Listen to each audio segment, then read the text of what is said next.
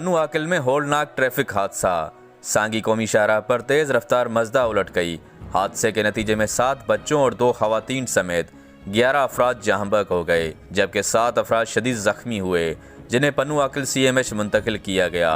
हादसे का शिकार गाड़ी खानेवाल से कराची जा रही थी कि पन्नू आकिल के करीब हादसा पेश आया। ताहम हादसा तेज रफ्तारी के बायस पेश आया। होलनाक हादसे के नतीजे में जांबहक बच्चों और खवातीन की लाशों को रहीम यार खान और खानेवाल मुंतकिल किया गया।